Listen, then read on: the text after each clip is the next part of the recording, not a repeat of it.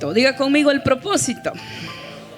Y es que estaba pensando, bueno, le puedo poner el mejor padre, los héroes, lo que sea a este tema de esta mañana. Pero yo sé que no solo están los padres o los hombres, sino que habemos todo tipo de personas, mujeres, jóvenes, jovencitos. Así es que yo quiero hablarle acerca, llamar este tema el propósito. Diga conmigo el propósito.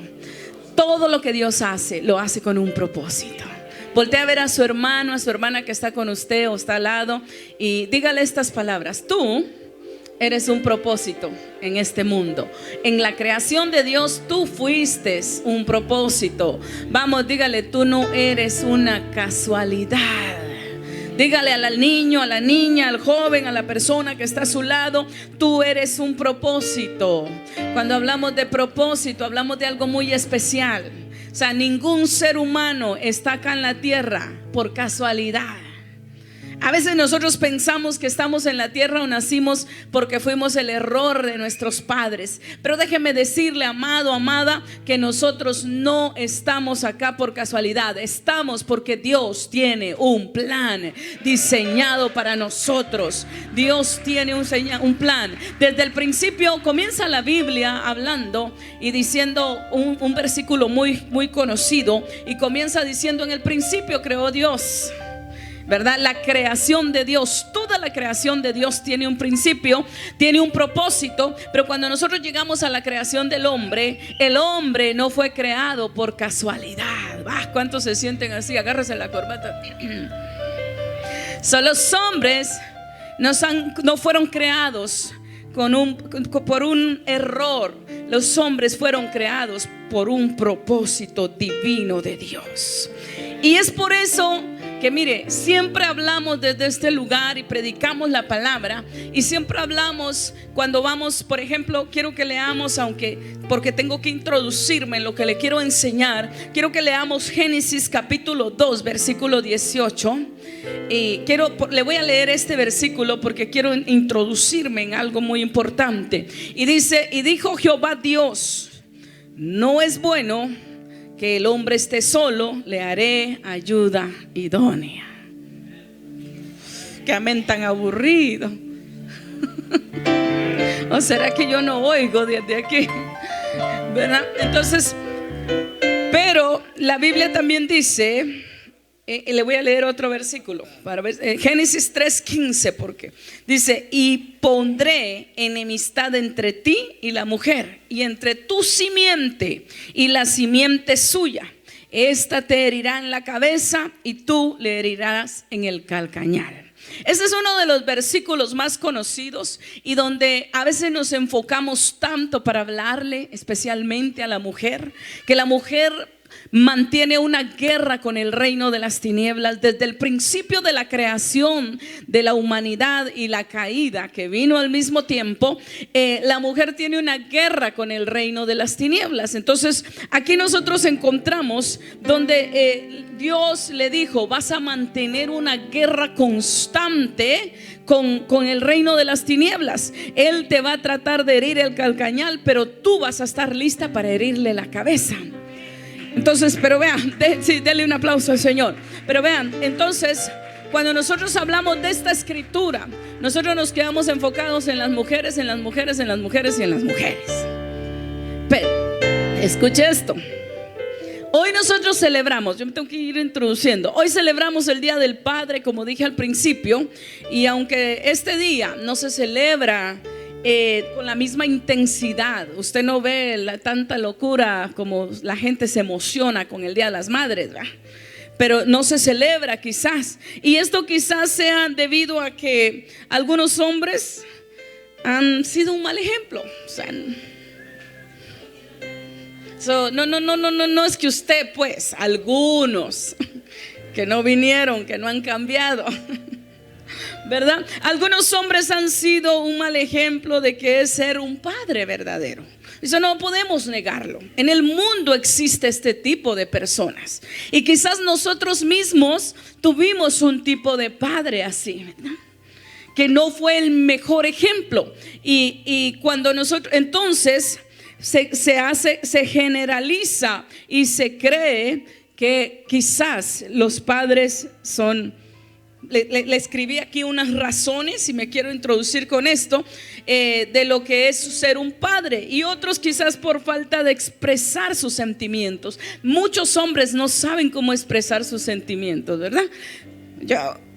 Ahora en Cristo usted ha aprendido más. Dígame amén.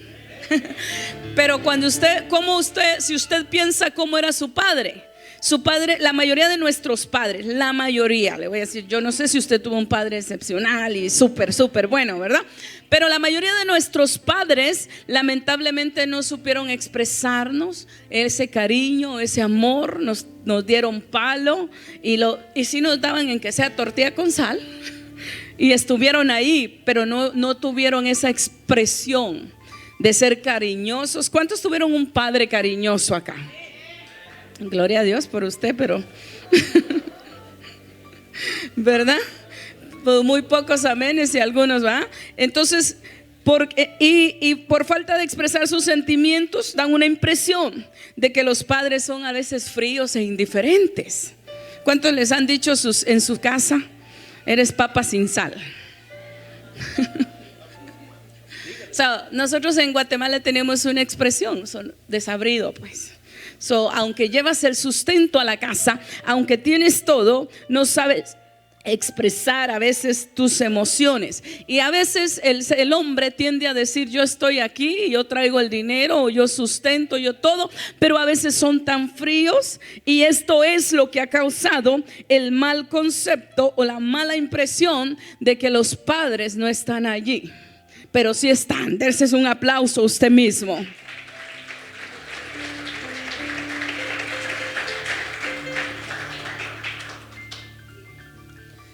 Y si nosotros vivimos y nos creamos con un padre así, o si usted como padre ha expresado o ha vivido de esta manera, tengo buenas noticias para usted. Diga amén conmigo.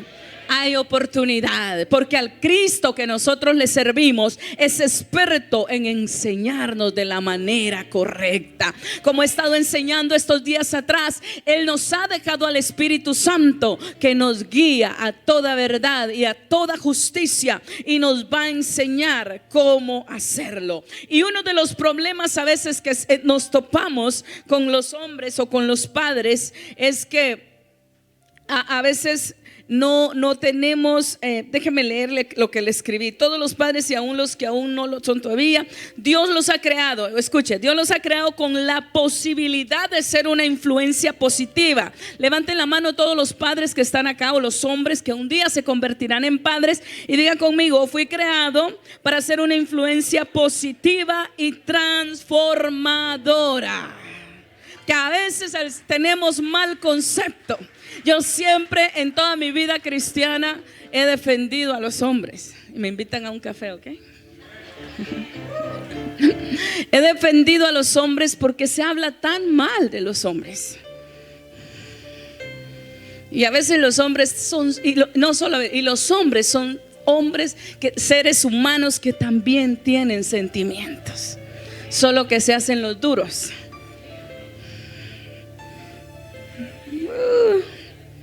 ¿Verdad? Entonces a veces por pena o por lo que sea, por la hombría o por el ego, o por la falta de humildad o por lo que queramos ver, a veces no expresan sus sentimientos, y en casa como hijos y como esposas a veces se tiende a pensar y a demandar demasiado de los hombres. Y se piensa que son de hierro o de acero. ¿Cuántos hombres de hierro? Así le quería poner al tema: hombres de hierro. ¿Por qué? El hierro es duro, ¿verdad? Tal vez no le traigo un mensaje donde le voy a gritar, pero le estoy tratando de dar una enseñanza. Entonces, el hierro es fuerte. Amén. Pero se derrite con el fuego, ¿verdad que sí? Pues así son los hombres también.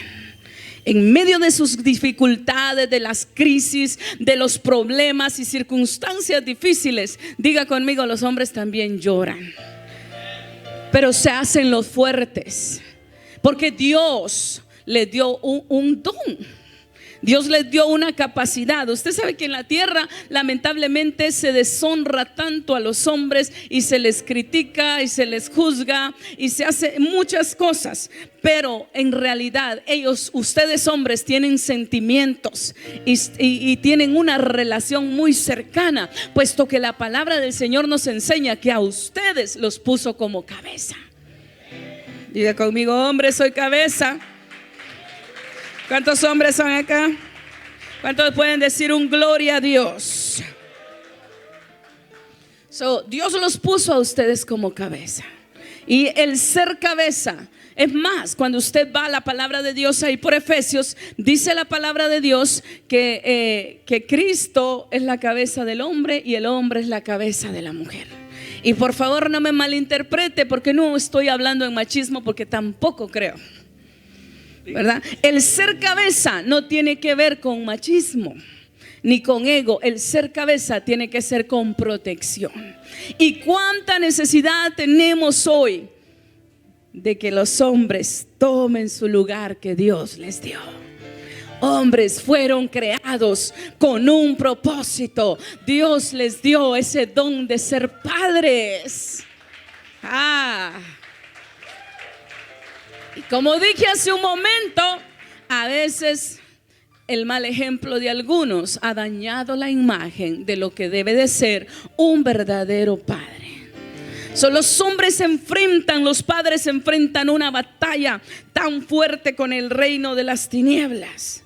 Y a veces pensamos, la mujer tiene la batalla más grande, el hombre tiene la batalla. Porque si bien la mujer es la que lleva a los hijos en el vientre, los hijos primero están en los hombros de los hombres. Si no hay hijos, si no hay hombres. Entonces ustedes son los que traen los hijos en los hombros, en los lomos, no en los hombros, en los lomos. Están allí, vinieron allí. La Biblia dice de Abraham que Abraham traía toda la generación y la descendencia en sus lomos. Y era la batalla por la que Abraham peleaba, y es la batalla que enfrentan los hombres. Déjeme decirle que muchos hombres padecen de depresiones fuertes.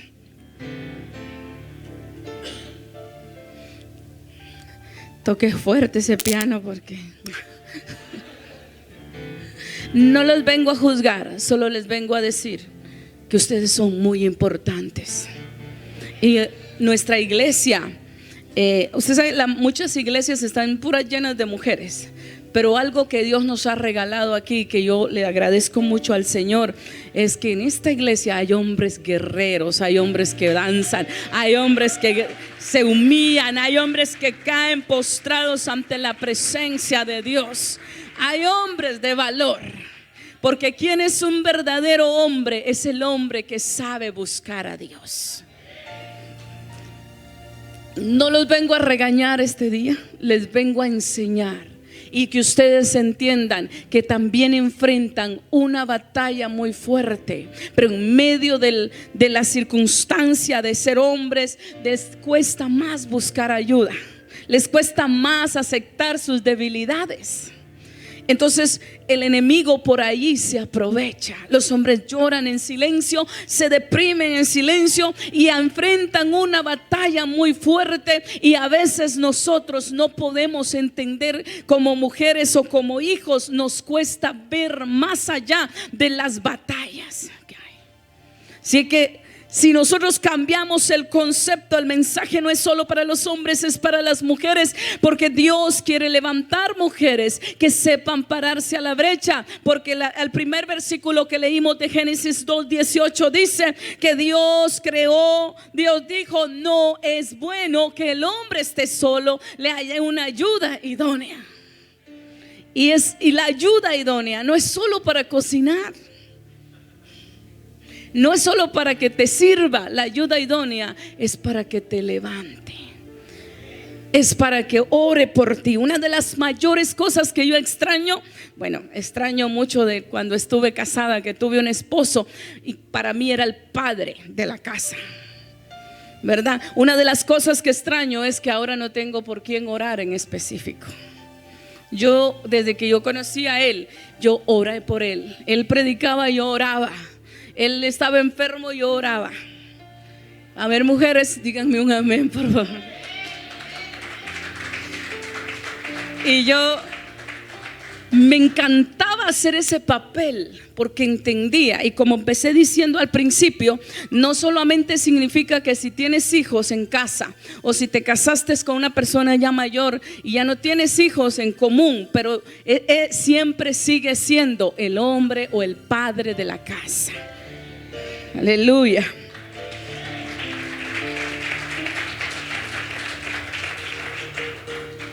Le dije el martes pasado que iba a empezar a hablar de la familia, pero qué mejor día para empezar a hablarle a los hombres, a los cabezas de hogar, para levantar a los sacerdotes.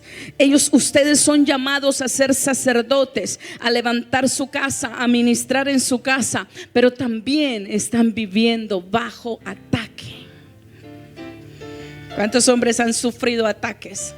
Y usted se ha levantado, usted se ha motivado, usted está allí. Pero Dios quiere que usted se levante como ese hombre para que se cumpla lo que la Biblia dice acerca de Abraham. Veamos lo que dice Génesis 12, capítulo 12, versículo 3. Dice: bendeciré a los que te bendijeren y a los que te maldijeren maldeciré, y serán benditas en ti todas las familias de la tierra. Esta palabra es para los padres, para los sacerdotes, porque tú no haces el papel solo de padre, tú haces el papel de sacerdote en la casa, y en ti van a ser benditas. Dios, lo primero, vea, estaba yo meditando en esto, lo primero que Dios creó fue al hombre. El hombre fue creado y la mujer fue sacada del hombre. Es por eso que la Biblia dice que la mujer no es sin el hombre y el hombre no es sin la mujer. Búsquese una mujer, búsquese un hombre.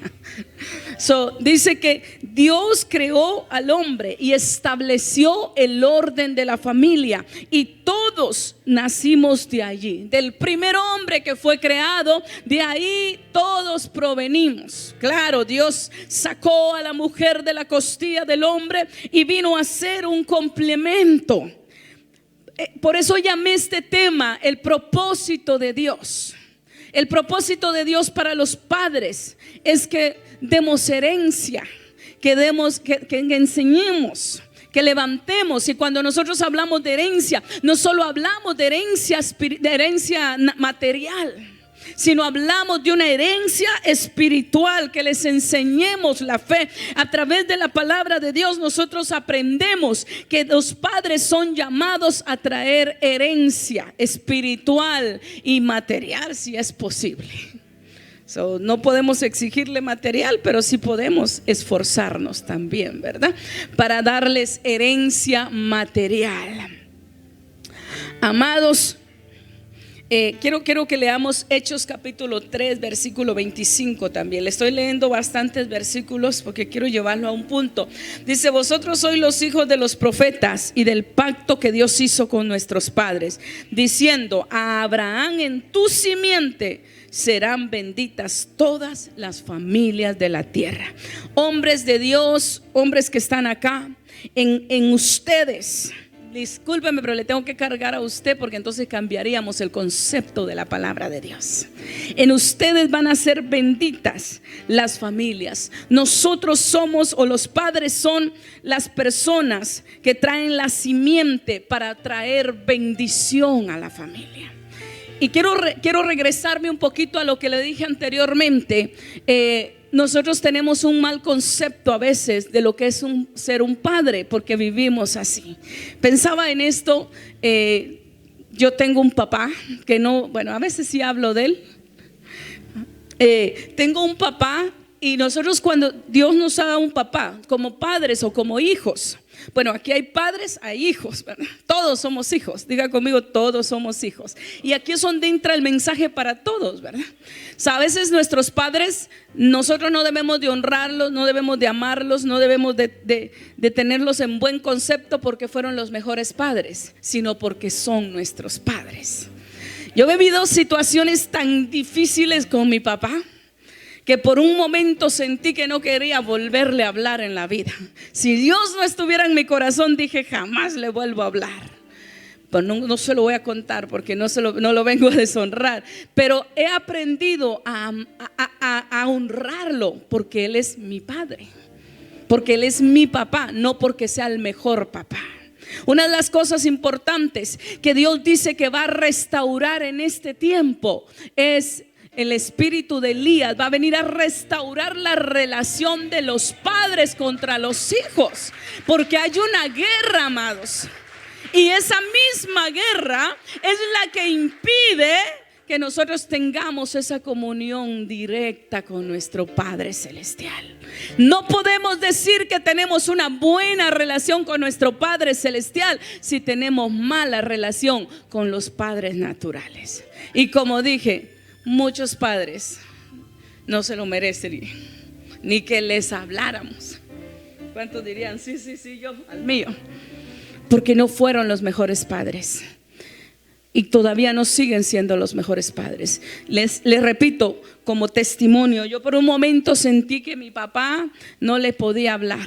No podía hablarle, pero no pude aguantar hacerlo. Lo honro, aunque no es el mejor padre. ¿Quiero vivir con él? No. Discúlpeme, pero dice que lo honres, sí, pero el que tú no quieras vivir con él no significa que lo honres, ¿verdad? Pero yo lo honro y lo respeto porque al final fue el instrumento que Dios usó para darnos la vida. Y todo el daño que nos pudieron haber hecho o que aún nos sigan haciendo no tiene comparación con el amor de Dios. Por eso la Biblia nos enseña tanto. Cuando usted va a la palabra de Dios, usted encuentra cientos de versículos donde habla acerca del amor del Padre, porque Dios quiere que entendamos que el Padre Celestial es lo que el Padre natural es lo que más se acerca al Padre Celestial. Y si nosotros pensamos esto, escuche esto que le voy a decir. A veces nosotros pensamos, bueno, nuestro Dios no siempre nos da todo lo que queremos, ¿verdad que no? ¿Cuántos le han pedido de todo y no siempre lo han recibido? Él es Dios, Él es bueno, Él nos da. Nos ha dado la salvación, nos ha dado la libertad, nos ha mantenido, pero no siempre nos da todo lo que pedimos. ¿Alguien está esperando algo y todavía no se lo ha dado? Sí, muchos. A veces nosotros queremos cosas y Él no nos las ha dado. ¿Por qué? Y eso no significa que Él sea malo con nosotros, ¿verdad? Él es bueno. Y nuestros padres naturales, ustedes como padres no siempre quizás van a dar lo mejor, pero ustedes siguen siendo padres y ustedes tienen la oportunidad como padres, como hombres, de dar lo mejor, de enseñar, de instruir, de crecer, de ser un hombre de verdad, de ser un hombre de valor. Un verdadero hombre de valor es un buen padre. Y no va a ser el mejor tal vez, porque no existe el padre perfecto, pero sí existe el hombre con un corazón humilde que quiere ser lo mejor, que quiere dar lo mejor para su familia.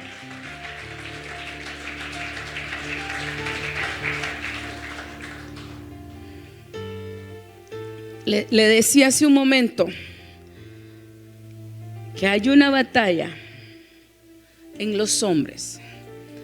Hay una batalla en los padres porque el enemigo sabe que si distorsiona el núcleo familiar, que está formado especialmente por un padre. Estaba leyendo unas estadísticas y las estadísticas dicen de los hijos acerca de los hijos que se crían sin un padre. O por lo menos si el padre no estuvo presente, no hizo el papel que debería de hacer. La mayoría o un porcentaje grande de los delincuentes, de los que están en prisiones, de los que hoy están en drogas, de los que abusan de su cuerpo, de los que abusan de las drogas, es por la falta de un padre. Por eso, papás, si no tiene hijos, pues busque hijos. Ay, no sé cómo le expresé esto. Se me salió. Vea, ahí hay padre, el padre en la casa. La mayoría, le digo, de donde hace falta ese padre, porque en muchos de nuestros hogares el padre existió, pero como si no existió. Yo siempre decía esto: está el bulto, ¿sabe el bulto, no? Está allí pero no está. No es el estar allí, el bulto, es el hacer el papel que Dios te mandó a hacer para que el propósito de Dios se pueda cumplir en las vidas. Entonces, las estadísticas son muy fuertes de los hijos que se crían sin padres, de donde el padre no hace el papel que debería de hacer. Drogaditos, alcohólicos, claro, hay hijos también dentro de matrimonios y de familias que salen así, pero la mayoría y los porcentajes que se han estudiado son mayores. ¿Por qué? En una ocasión Pablo le habló a Timoteo. Se lo voy a llevar a la Biblia. Pablo le habló a Timoteo y Pablo le dijo estas palabras. Se cree que Timoteo era un hombre y un joven lleno de Dios, que servía a Dios, un muchacho que había entregado su vida a Dios. Pero de alguna forma en Timoteo habían muchas circunstancias difíciles, y una de las cosas es que dice que Timoteo había temor, le faltaba dominio propio. Porque un hijo o hijos que crecemos sin ese padre se vuelven temerosos, no tienen la identidad. Porque el hombre en la casa, el padre de familia, es el que da identidad a los hijos, es el que le enseña a los hijos quiénes verdaderamente son en Dios. Como padre, uno de madre a veces le puedes decir 1000 palabras a tus hijos, pero el padre habla una vez y las cosas son diferentes. Sí. Entonces dice que Timoteo padecía de temores, padecía de miedos, era inseguro porque le había hecho falta un padre. Y déjeme decirle, cuando usted lee la historia de Timoteo, la Biblia dice que Timoteo sí tenía padre, pero no estuvo presente. Porque todos hemos tenido un padre, pero ¿cómo estuvo? ¿Presente o no presente? Entonces dice que esa es una de las cosas más difíciles. Cuando usted va a las estadísticas, lo más difícil es cuando ese papá no hace el papel que debe de hacer. Y no se trata solo de llevar dinero, se trata de estar presente. ¿Cómo, pastora? No quieren, mis hijos son adultos, ya perdí la oportunidad. Déjeme decirle que no, nunca se pierde la oportunidad. Diga conmigo: nunca es tarde para comenzar. Porque si hoy tu hijo es adulto y ya no tienes la oportunidad de hacerlo, tú puedes hacerlo doblando rodillas y clamando a Dios, porque Dios es un Dios de nuevas oportunidades. La mayoría de problemas en el ser humano depende por la falta de un padre. Y sí, déjeme decirle que hay hijos que crecimos y que no tuvimos esa figura o ese ejemplo de padre en la casa, y que encontramos a nuestro Padre Celestial. Tal vez hay muchas personas aquí que no tienen a un padre ya, pero déjeme decirle que Dios le ha adoptado como hijo, y usted ahora tiene un Padre Celestial que no le ha dejado sola. Quiero contarle una historia para ir terminando, porque me dijeron que tenía 15 minutos. Quiero contarle una historia que la encontramos en el libro de Lucas. Voy a abrirla, se la quiero narrar, pero la voy a mantener abierta. Una historia de un hombre llamado Jairo. Y pensaba en esta historia en esta mañana, en esta escritura. Jairo lo encontramos en Lucas capítulo 8, por ahí por el versículo, no lo vamos a leer, pero se lo voy a narrar, por el versículo 42 o 41 del libro de Lucas capítulo 8, y el verso 1 le voy a leer solamente. Dice: entonces vino un varón llamado Jairo, que era principal de la sinagoga, y postrándose a los pies de Jesús le rogaba que entrase en su casa. ¿Por qué? Porque tenía una hija única de 12 años que se estaba muriendo, y mientras iba, la multitud le oprimía. No le voy a leer toda la escritura, pero le voy a narrar algo que encontré en este hombre llamado Jairo. Primeramente, Jairo era un hombre muy importante. ¿Cuántos hombres importantes hay acá? ¿Cuántos hombres de renombre hay? Porque la Biblia dice que en la Biblia habían hombres y habían hombres de renombre. ¿Qué significa esto? Los hombres de renombre eran los que hacían algo más. Así como nosotros como mujeres tenemos un versículo súper favorito. Mujeres, ¿cómo es? La mujer sabia que edifica su casa, ¿quién la hallará? Es una mujer de renombre, es una mujer que es más preciosa y más valiosa que las piedras preciosas. Hay hombres de renombre. Levanten la mano los hombres de renombre, porque voy a orar por ustedes. Los hombres de renombre eran los hombres que habían hecho algo más allá, que eran más conocidos, que habían logrado victorias, que habían logrado hazañas. Y en esta temporada y en este lugar hay hombres de renombre que tal vez no han sido reconocidos, pero con el hecho que se han parado y han tenido el valor de correr a Jesús, eso los ha hecho un hombre de renombre. En medio de las situaciones y de las cargas y de los problemas y de las circunstancias difíciles, aún siguen en pie. Eso te convierte en un hombre de renombre. Porque entonces Jairo, vea Jairo era un hombre muy importante, era uno de los principales de la sinagoga de aquel tiempo. Era un hombre conocedor. Se cree que era el que se encargaba de ahí de que solo todo caminara, porque era uno de los jefes de allí del templo. Era un hombre conocedor. Pero como padre le vemos una característica importante. Dice la escritura, cuando usted lee hasta el verso 50, que él tenía una hija que se le estaba muriendo. Y a pesar del conocimiento que este hombre tenía, del renombre que tenía, de cómo a él lo conocían en la sinagoga, él hizo algo que muy pocos hombres hicieron, pero que muchos de los de esta época sí lo hacen todavía. Dice la Biblia que él corrió a buscar a Jesús. Y mire, ese versículo sí se lo quiero leer. El verso 41. ¿Dónde lo encontré? Ok, aquí está. El verso 41 dice: entonces vino un varón llamado Jairo, que era principal de la sinagoga, y postrándose a los pies de Jesús. Escuche, postrándose a los pies de Jesús. Tal vez lo leemos así, ay, tenía una hija. No, algo que me llama la atención y a donde quiero llegar con esta historia es que este hombre vino a postrarse a los pies de Jesús. Era importante, tenía un renombre, era un líder principal.